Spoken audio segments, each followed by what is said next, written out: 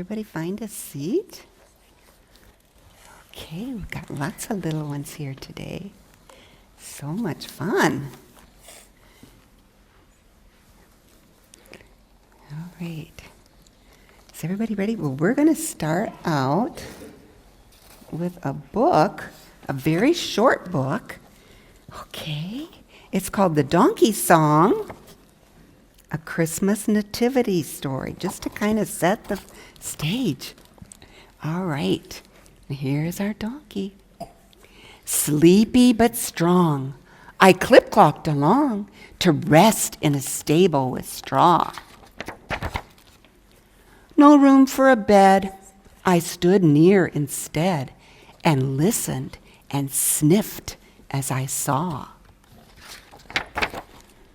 A bit of the forest, a bit of its trees, a bit of a tingle my toes. That's how the evergreen smelled to me, a bit of fresh pine to my nose. A bit of a prickle, a bit of a poke, a flicker of warm candlelight. A bit of a manger, a bit of snug hay, a bit of a soft, silent night.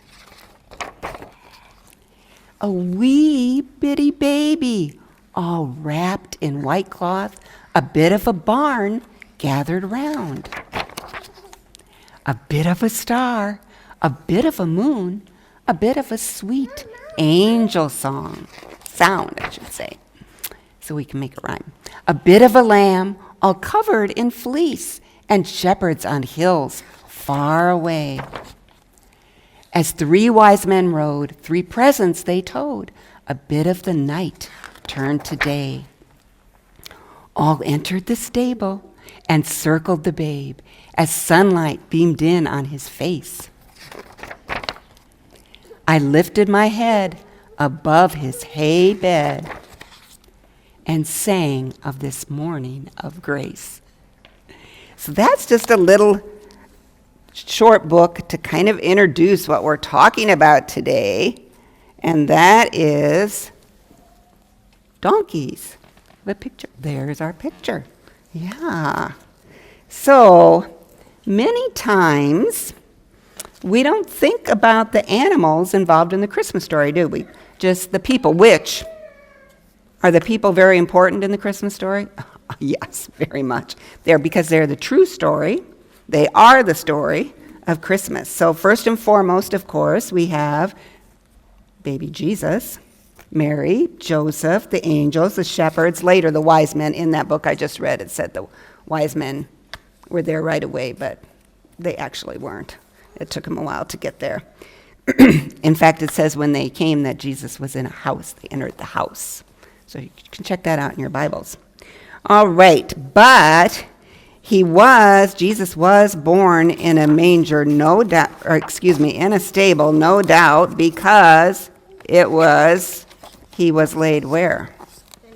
In a manger. You know, when I was your age, I didn't even really know what a manger was. But a manger is just a trough. It's a feeding trough for animals. That's why the straw's in there.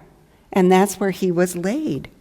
And no doubt, obviously, if there was a feeding trough for animals in the stable, then, whoops, there goes my pictures. Thank you, Connor. You're such a good helper. All right, we will get them. Thank you.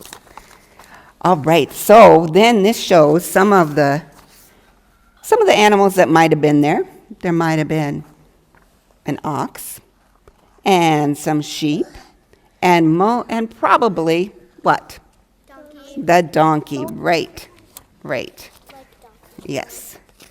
And, okay, can you sit back down? Because I think I've got it now. Okay. All right. So that way your sister can see. Okay? Great. Perfect. I appreciate that. So even though we typically think that Mary rode on a donkey to Bethlehem, the Bible doesn't tell us that. It does not say in the scriptures that she rode on a donkey. But with the distance to travel to Bethlehem, which was a ways, and did they have cars or buses or trains? No. No, they had to walk. And donkeys often being used for travel, it could have very easily happened. And the book that we just read showed that. Put that down here now. I don't think I need that anymore. So I just thought donkeys are very interesting animals in God's creation. And this picture, I think that's the one I have up there. Y'all can look up at the screen as well. They have a very... What? Oh, you're right. Maybe I did pick a different picture for the screen. Well, then you get two views of two different donkeys. They have a very strong ability to sense danger, which can be mistaken as stubbornness. Oftentimes people will think they're very stubborn, but they do sense danger. So I wanted to know if anyone here had ever learned the story of Balaam in the Bible. Have you ever learned that story? Well, I'm going to summarize it real quick for you here. So they're back in the Old Testament, in the book of Numbers, which if you want to check it out, it's in Numbers 22. The enemies of the Israelites, they paid money to a man who was said to see the future. His name was Balaam. And the enemies paid Balaam this money because they wanted Balaam to call a curse on God's people, which we don't want. But that's what the enemies of the Israelites wanted. So the Lord spoke to Balaam, but Balaam wasn't listening very well. He really didn't want to listen to what God was telling him. So as Balaam and his donkey traveled along a road, this is what an artist thinks it would have looked like. He's on this donkey that's just kind of falling down, kind of getting down on the ground. He was walking along on the road. I bet you did hear this. I bet you did. Yep, it's wonderful. Yeah, so Julia's already familiar with this story. And an angel of the Lord blocked the path of the donkey. But you know what? Balaam couldn't see the angel. Only the donkey could. You're right. She knows the story. So Balaam started to beat the donkey with his stick. See the stick there? And 3 times, he tried to get the donkey to go forward, and the donkey would not do it. And finally, yes, Balaam saw the angel, and you're right. God caused the donkey to talk to Balaam. And you should really read the whole story in Numbers 22 because it's really pretty interesting. And so when Balaam saw the angel, he realized what would happen. So he ended up blessing the Israelites instead of cursing them. So was the donkey aware of danger? Like I said, they're very intuitive to that. Even when Balaam beat him, the donkey still would not go forward. So here's an interesting fact, which I actually didn't know till just a few years ago. Donkeys are enemies of coyotes, and they will fight them off. The coyote is afraid of the donkeys. Yes, they will fight them off. They will actually stomp them to protect other animals. So that's something. And that's also why a lot of donkeys and dogs, which dogs are kind of cousins of coyotes, don't get along real well. You can get them to like each other, but it takes a lot of work. So anyway, donkeys might be a good thing to have around in dangerous situations, just like we saw in the story of Balaam. But another great characteristic of donkeys is they are dependable. They're trustworthy. They do the job that they were asked to do. So if a donkey carried Mary to Bethlehem, which probably happened, it just plodded along, whether the road was stony, near in the country of Israel, there's lots of hills and valleys and stony paths because they wouldn't have had a paved road for sure. So they were up and down the hills, but the donkey just surely carried her, went just along and did the job. Another thing that they can do is they can carry large burdens, so they can serve as pack animals. So there they are carrying a lot of bundles on their backs. They are very strong, yes. They can carry people. So they probably carried... The people that are standing up on their heads? Probably not. But I think they can still carry a lot as the bundles or as people and Mary. And of course, she had baby Jesus inside of her, so that was a lot to carry. So they're dependable, they're trustworthy, they're able to carry burdens. So you know who that reminds me of? Jesus, our Savior Jesus. He's always there for us. We can depend on him, we can trust him. In Matthew 11:28, it says, Jesus says this, he says, "Come to me, all who are weary and burdened." He uses that word, burdened, "and I will give you rest." And then one of the last things I want to share with you is in some of my research on donkeys, I found out they're very social animals. In other words, they like company. They like to form attachments with other animals. And I wanted to be able to put this picture up on the screen, but I couldn't because it would be copyrighted, and we can't do that when the sermon goes out. So anyway, we'll have it right here. But this is Tiptoe.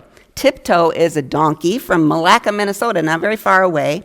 And this poor donkey was stomped on soon after his birth. He had very serious injuries, and he had to stay in an animal hospital for a long time. But because he did that, he became very comfortable around humans. So his owner paired him up with this horse who is blind, and Tiptoe has a bell around his neck. And so it helps the horse know where the donkey is and helps the horse get around. And so they became very good friends. And then another thing that Tiptoe does is he goes to senior homes to visit older people with memory problems. And he also goes to nursery schools too. So see how he's all